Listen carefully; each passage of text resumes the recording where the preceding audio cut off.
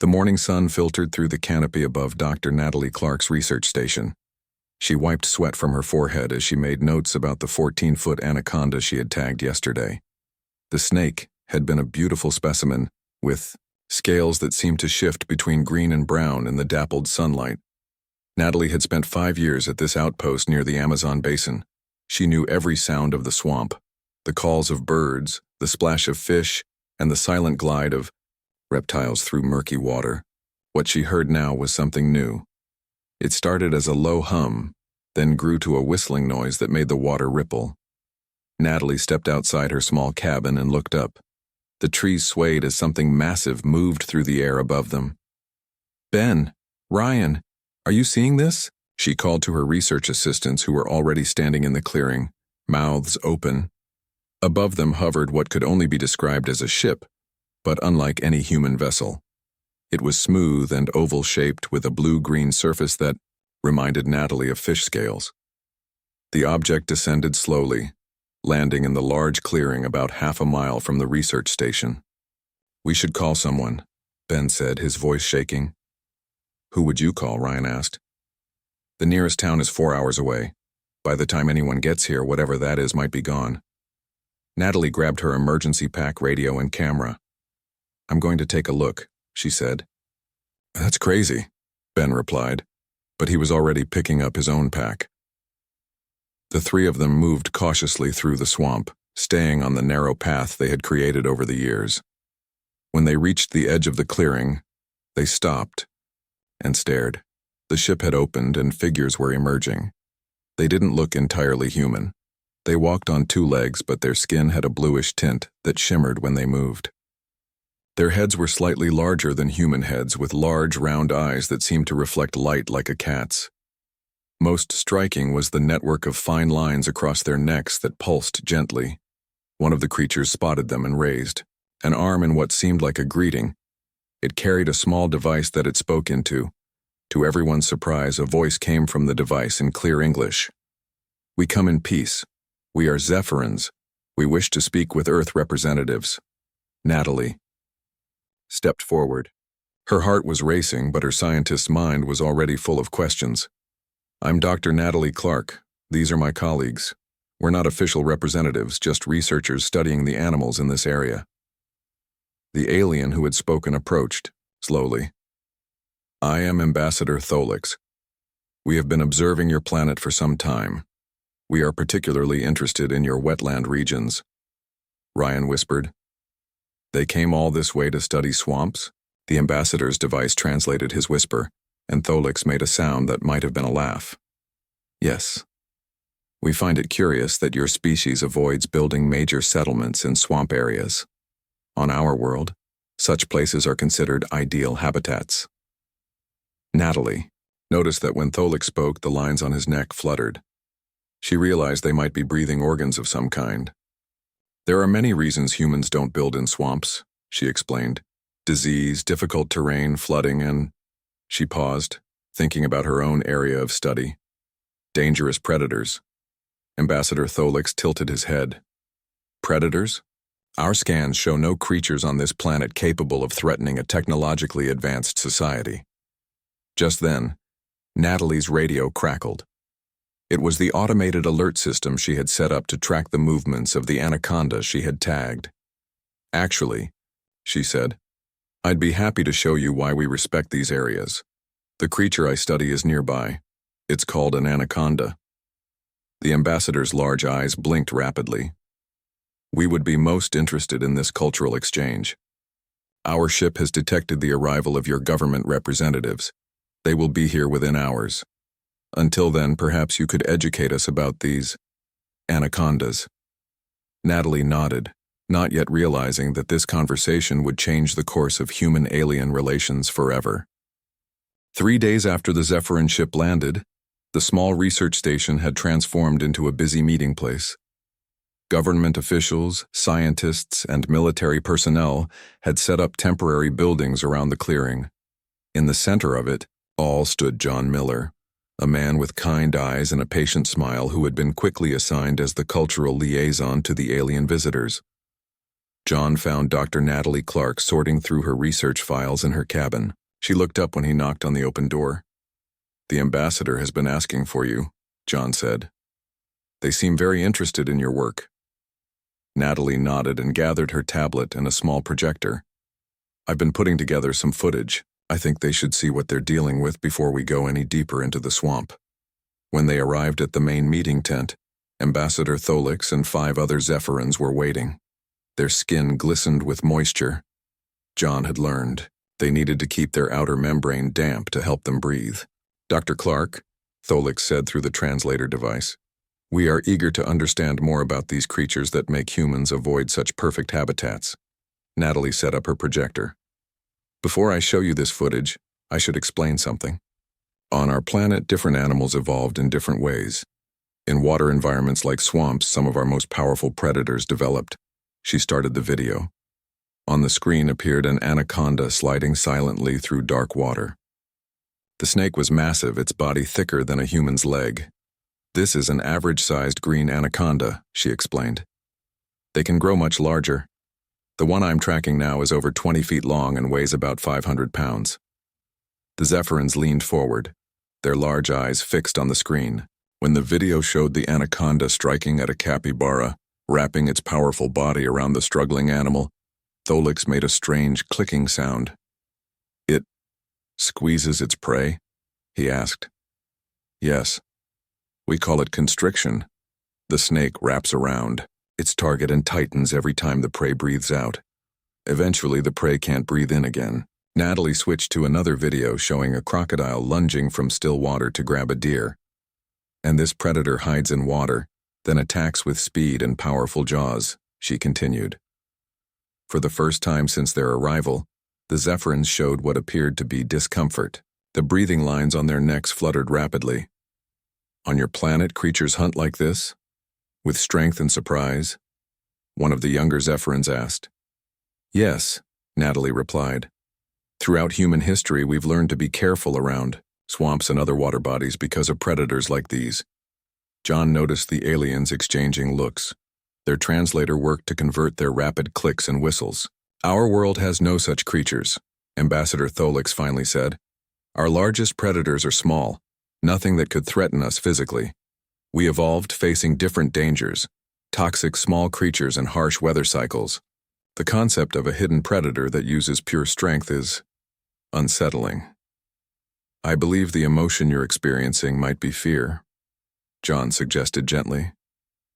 "It's a natural response that helps keep humans alive. It's why we developed caution around certain environments. The alien skin changed slightly, darkening in patches. This fear is not familiar to us," Tholix admitted. "But I understand now why your species might avoid these areas."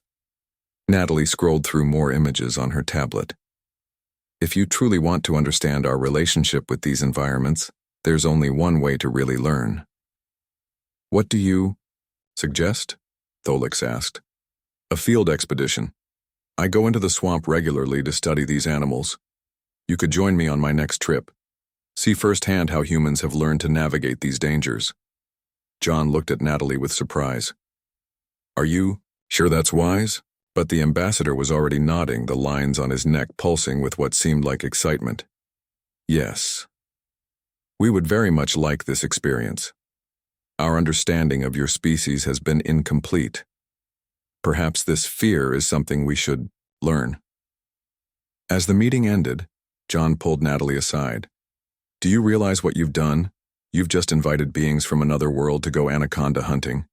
Natalie smiled. "Not hunting. Observing. There's a difference.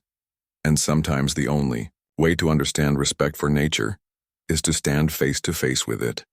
The morning of the expedition arrived with heavy rain pattering on the roof of the research station. Natalie checked her equipment one last time while the team gathered in the main room. She had chosen 3 humans to join her and the Zephyrins: Lieutenant Sam Gardner for security, Ethan Walsh to handle technology, and Lisa Rodriguez to study the aliens' reactions. "Everyone remember the rules," Natalie said. "Stay on the path when possible. Make noise when moving through dense areas. Watch the water at all times." Ambassador Tholix entered with 3 other Zephyrins. They carried small devices that hummed softly. "These are our defense shields," Tholix explained when Ethan looked at the devices with interest. "They create a field that repels harmful organisms on our world." Sam raised an eyebrow. "Will they work against a 20-foot snake?" "Our technology is very advanced," one of the other Zephyrins said. His name was Kelvin, and he seemed to be their science officer. "Nothing on our planet can break through these shields." "Anacondas aren't from your planet," Sam replied quietly. Outside, they loaded their gear into 2 boats. The rain had stopped, but the air remained thick with moisture. Perfect weather for reptiles to be active, Natalie thought. As they moved deeper into the swamp, the Zephyrins became increasingly alert.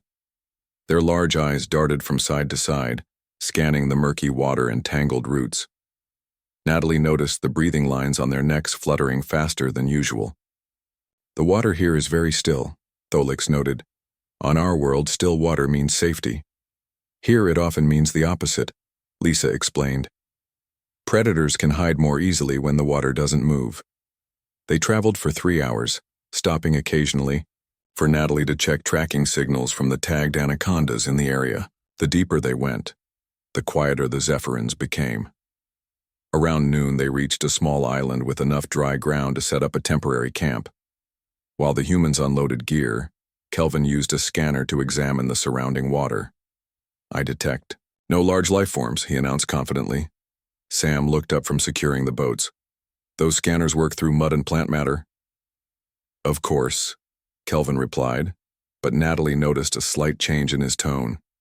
Ethan set up a perimeter alarm system, a simple human technology that used motion and heat detection. "Technology is great," he said to Kelvin, "but we've learned not to rely only on it in places like this." The Zephyrins watched as the humans moved with practiced caution around the camp, always checking their surroundings. Ambassador Tholix approached Natalie as she reviewed her maps. "Your people show great respect for this environment," he observed, "yet you do not seem frightened." "There's a difference between fear and respect," Natalie replied. "We're careful because we know the dangers, but we've also learned how to move safely in these spaces." Tholix's large eyes blinked slowly. "On our world, we conquered our environment. With technology, we rarely need to adapt ourselves. That's the main difference between our species, I think," Natalie said. "Earth forced us to adapt. Sometimes our technology fails, so we never stop developing our instincts." As evening approached, they gathered to eat. The Zephyrins consumed nutrient packets from their ship while the humans prepared a simple meal over a small stove. "Tomorrow we'll track a female anaconda I've named Medusa," Natalie explained. "She's the largest snake I've ever studied, nearly 22 feet long." "Is that unusual?" Ambassador Tholix asked. "Very," Sam replied. "Most don't get much over 15 feet. She's special." That night, as they settled into their shelters, Lisa recorded observations about the aliens. She noted how they had begun to mimic human behaviors, checking dark spaces before entering them, watching the waterline continuously, listening more carefully to sounds in the swamp. "They're learning," she whispered to Ethan. "They're starting to understand what it means to live on a planet where you're not always at the top of the food chain." Outside, something large moved through the water, creating barely a ripple on the surface. The morning sun broke through the trees, creating dappled light on the water. Natalie checked her tracking device while the others ate breakfast. The blinking dot showed Medusa was less than half a mile away. "She's close," Natalie said. "We'll take the smaller boat and move quietly." Kelvin held up his scanner. "My device detects nothing that large nearby." Sam smiled. "Want to make a bet on which one is right?" They loaded the smaller boat with just the essential gear. Natalie, Sam, Ambassador Tholix, Kelvin, and the youngest Zephyrin named Melix would go. The others would stay at the camp with Lisa and Ethan. As they pushed off into the water, Natalie pointed out signs that humans had learned to recognize over centuries. "See how those birds stopped singing? And there, that ripple isn't from wind. Something big moved under the surface recently." The Zephyrins leaned over the edge of the boat, their large eyes studying the dark water. Their skin had taken on a slightly paler blue color, which Lisa had noted might be their version of anxiety. Your species relies on such simple observations, Kelvin said, still checking his scanner. It seems primitive. Sometimes simple works better than complex, Sam replied, his hand resting on his rifle. Those scanners rely on detecting movement or heat, right? Anacondas are cold-blooded and can stay completely still for hours. Kelvin's breathing lines fluttered rapidly. I had not considered this. They moved deeper into a section where the trees grew so close that their branches formed a ceiling above the water. Natalie cut the small motor and they continued with paddles. The silence was broken only by the occasional splash of something moving in the water and the gentle sound of the paddles. This is how anacondas hunt, Natalie whispered. They wait in silence and strike when their prey is close. They don't chase, they ambush. Ambassador Tholix gripped the side of the boat. And humans learned to navigate such dangers without advanced technology? We had to, Sam said. For most of human history, we didn't have technology to rely on. We learned or we died. Suddenly, Natalie's tracker beeped softly. She checked the screen and held up her hand for silence. She pointed to a tangle of roots and fallen trees just ahead. She's there. Everyone stay in the boat. They drifted closer, and at first, none of the Zephyrins could see anything. Then Melix gasped softly and pointed. Among the roots and mud lay what looked like a massive coil of muscle, patterned in browns and greens. As their eyes adjusted, they could make out more of the snake's body, nearly as thick as a human's waist. The anaconda's head was partially hidden, but they could see, one eye watching them without blinking. She's digesting, Natalie whispered. Probably ate a capybara or small deer a few days ago. That's why she's not moving much. Kelvin frantically adjusted his scanner. Why can't my device detect it? It's enormous. Body temperature nearly matches. The surroundings, Natalie explained, and she's barely moving. Perfect camouflage against both visual detection and technology. Ambassador Tholix stared at the massive predator with what seemed like a mixture of fear and fascination. On our world, our technology always warns us of danger. We have become dependent on it. That's the difference, Sam said quietly. Earth taught humans to never completely trust anything but our own senses and instincts. As they watched, Medusa slowly shifted position, muscles rippling under her scales. The movement barely disturbed the water, but it was enough to make the boat rock slightly. We've seen enough, Natalie said. Let's back away slowly. As they paddled away, the Zephyrins kept looking back, as if expecting the massive snake to pursue them. Their defense shields remained activated, humming softly. Tonight I'll show you footage of how they hunt, Natalie told them. Then you'll understand why we're so careful. I believe I already understand, Ambassador Tholix said, his voice softer than before. Your planet has shaped your species in ways we never experienced. This caution you show, it is not weakness as we first thought. It is wisdom. As they returned to camp, Lisa noted in her journal how the aliens' posture had changed. They now moved with the same careful awareness that the humans displayed naturally. They were learning, adapting to a world where technology alone wasn't enough to ensure survival. Back at camp, the mood had changed. The Zephyrins spoke in low tones among themselves, their confidence visibly shaken by the encounter with Medusa.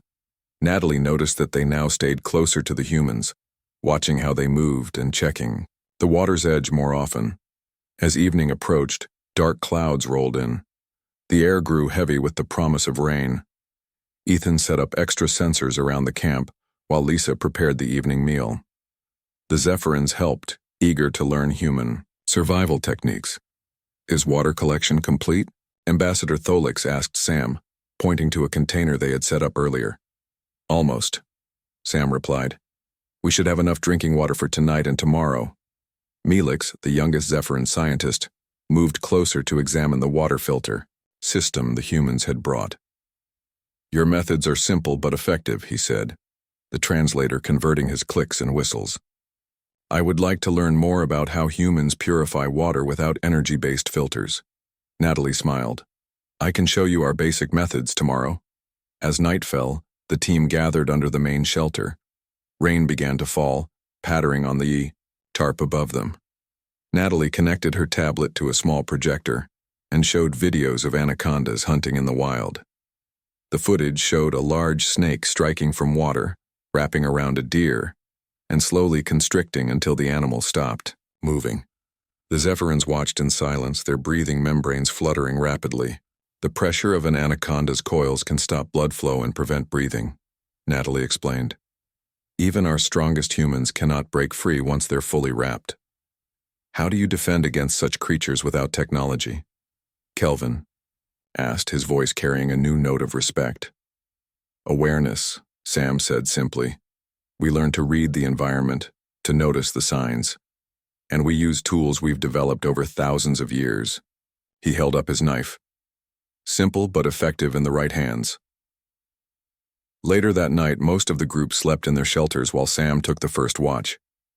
The rain had stopped, but water dripped from leaves and branches, creating countless, small sounds that masked other noises in the swamp. Natalie woke suddenly to the sound of Ethan's alarm system beeping. She grabbed her flashlight and rushed outside. Sam was already scanning the perimeter with his light. What is it? She asked. Not sure, Sam replied, his voice tense. Something triggered the sensor near the water. The others emerged from their shelters instantly alert. Ambassador Tholix activated his defense shield, which created a faint blue glow around him. Where is Melix? Kelvin asked suddenly, looking around. They searched the camp quickly. Melix was nowhere to be found. His water testing equipment is gone, Lisa said, checking the supply area. He must have gone to the stream. A distant sound reached them, a high-pitched whistle that cut through the night. The Zephyrins recognized it immediately. It's a distress call, Ambassador Tholix shouted, already moving toward the sound. The team grabbed lights and weapons and rushed through the undergrowth toward the small stream 50 yards from camp. The path was slippery from rain, slowing their progress. Sam led the way, his rifle ready. When they reached the stream, their lights revealed a scene that would change interspecies relations forever. Melix was half in the water, his body wrapped in the massive coils of Medusa. The anaconda had found them. The Zephyrins' defense shield flickered and sparked against the snake's powerful body, but could not break the grip of pure muscle. His shield isn't working, Kelvin cried, his voice rising in panic. Ambassador Tholix rushed forward, but Natalie grabbed his arm. No, that will only make it worse. Sam, the head. Sam waded into the shallow water, moving with careful determination. The anaconda's head was visible now, its jaws not yet engaged. Melix's breathing membranes fluttered weakly as the coils tightened around him. Technology won't help him, Natalie said to the frozen Zephyrins. But we can. We've dealt with this danger for thousands of years. For the first time, the advanced aliens watched as humans demonstrated survival knowledge that no scanner or shield could replace. Sam moved with calm precision through the shallow water. The massive anaconda had wrapped 3 coils around Melix's body. The young Zephyrin's eyes were wide with panic, his skin turning a pale blue-gray color. Don't struggle, Natalie called to Melix. It makes the snake tighten more. Sam reached the snake's head and gripped it firmly behind the jaws. Natalie waded in from the other side, carrying a long metal rod. We need to unwrap it 1 coil at a time, she instructed. Ethan, get his legs. Lisa, support his head. The humans worked together in a practiced way that amazed the watching Zephyrins. They had clearly prepared for such emergencies. Natalie wedged the rod between a coil and Melix's body, creating just enough space for Ethan to grip the powerful muscle and begin unwinding it. How do you know what to do? Ambassador Tholix asked, his voice shaking. Experience, Lisa replied, without looking up. Human history is full of encounters with these predators. We pass down the knowledge. It took 20 minutes of careful work to free Melix. When the last coil was unwrapped, Sam and Ethan held the snake firmly, while Natalie checked the alien for injuries. The anaconda, sensing it had lost its prey, stopped struggling. His breathing membranes are damaged but not severely, Natalie reported. Let's get him back to camp. Sam and Ethan released the anaconda at a safe distance, and it quickly disappeared into the dark water.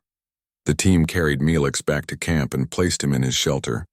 His shield device lay broken, the internal components crushed by the snake's powerful muscles.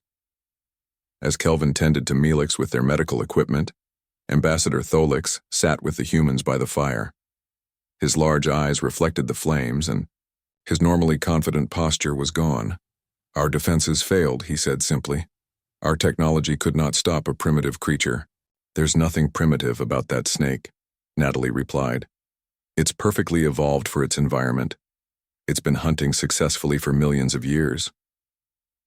Dawn broke as they talked. Melix recovered enough to join them, moving slowly, his breathing still weak. The young Zephyrin looked at the humans with new eyes. You saved me, he said. Without weapons or shields. Just knowledge. Ambassador Tholix looked up at the sky through the trees.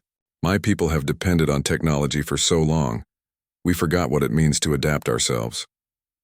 That's the key difference between our species, Lisa said, making notes in her journal. On your world, you changed your environment to suit you. On Earth, we often had to change ourselves to survive the environment. The morning sun filtered through the trees as Natalie checked her tracking device. Medusa had moved away, perhaps seeking easier prey. Ambassador, Natalie said, I think we've learned enough for this trip. We should head back to base camp. Tholix nodded. Yes, we have much to discuss with our leaders. He paused, his large eyes focusing on each human in turn. Our initial assessment of your species was incomplete. We saw your limited technology and thought you were behind us. We did not understand that you possess knowledge we never needed to develop. As they packed up the camp, Melix approached Sam. Will you teach me how to handle such creatures? He asked. I wish to understand this knowledge. Sam smiled. It's not something you learn quickly. It comes from generations of living alongside danger, learning to respect it rather than just trying to control it. On the boat ride back, the Zephyrins watched the swamp with new eyes. They no longer scanned only with their devices but looked at the water, the plants, the movement of birds. They were beginning to understand. Ambassador Tholix sat next to Natalie. On our world, we conquered nature with science. We never learned to live with it. That's not weakness, Natalie replied. It's just a different path. But maybe now you can see why we never completely trust our technology in places like this. Yes, the ambassador said quietly. Some lessons can only be learned through experience. Your species has much to teach mine. 2 weeks passed since the expedition returned from the swamp. The research station had grown even larger, with new buildings and equipment brought in by both humans and Zephyrins. The initial diplomatic meetings had evolved into something much deeper, a true cultural exchange. Natalie entered the main lab where screens displayed data from various Earth ecosystems. Ambassador Tholix stood with several human scientists examining footage of crocodiles in Australia. Dr. Clark, Tholix, greeted her. I was just explaining to your colleagues how similar your saltwater crocodiles are to an extinct species from our planet's history. Natalie raised her eyebrows. I thought you said your world didn't have large predators. Not for the past 50,000 years, Tholix explained. Our ancestors developed technology that eliminated the largest threats. We thought this was progress. He paused. Now I wonder what we lost in the process. John Miller joined them, carrying reports from the latest diplomatic meetings. The United Nations is very impressed with your proposal, Ambassador. A joint research initiative focused on dangerous ecosystems across known planets is generating a lot of excitement. Melix entered the room, moving with new confidence. Since the Anaconda attack, he had spent every day with the human researchers, learning their techniques and understanding their perspective. His skin now showed new patterns, subtle changes that Lisa had documented as signs of rapid neural development. Dr. Clark, Melix said, the new tracking tags are ready for testing. We've combined your design with our materials. Natalie smiled. The young Zephyrin had changed the most from their encounter. While other aliens still relied heavily on their technology, Melix had embraced the human approach of combining tools with instinct and observation. That afternoon, Natalie gave a lecture to a mixed audience of humans and Zephyrins. The room was packed as she displayed maps showing human settlement patterns throughout history. "Notice how our major cities developed," she explained, pointing to the green areas on the map. "We consistently avoided swamplands and dense jungles until we had the technology to manage them. Even then, we approached with caution." A Zephyrin scientist raised a hand. "But your species had the ability to drain swamps and remove predators. Why did you preserve so many dangerous areas?" "Because we learned that these ecosystems are valuable," Natalie replied. "The predators keep the system in balance. Remove the anaconda, and smaller prey animals multiply too quickly. The entire environment changes." Ambassador Tholik stood. "On our world, we saw nature as something to control rather than respect. We eliminated dangers and reshaped environments to suit our needs." He looked around the room. "We gained safety but lost the wisdom that comes from adaptation."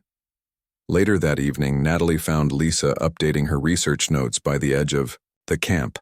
The xenobiologist had filled several journals with observations about the Zephyrins. "They're changing," Lisa said as Natalie sat beside her. "Their speech patterns, their movements, even their decision-making processes." "Is that good or bad?" Natalie asked. "Neither. It's adaptation."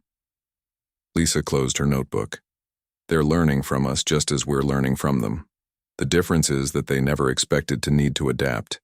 They thought their technology made that unnecessary." Across the camp, Sam was teaching a group of Zephyrins how to identify animal tracks in soft ground. Their large eyes focused intently on the subtle impressions, their fingers tracing the patterns. "What happens when they return to their world?" Natalie wondered aloud. "They'll take this knowledge with them," Lisa replied. "And who knows? Maybe they'll start looking at their own planet differently. Maybe they'll rediscover what they lost when they conquered nature instead of learning to live with it." That night, as Natalie reviewed her data on Medusa, Ambassador Tholix approached her tent. "We've made a decision," he said. "We would like to establish a permanent research base here on Earth, to learn from your species not just about technology, but about survival, adaptation, and respect for nature." Natalie smiled. "I think we'd all have a lot to learn from each other." 6 months had passed since the first Zephyrin ship landed near Natalie's research station. The once small outpost had grown into an international scientific hub. Teams of humans and aliens worked side by side, studying Earth's predators and ecosystems. Natalie stood at the edge of the landing pad, watching as a sleek shuttle descended from the clouds. This was a special day.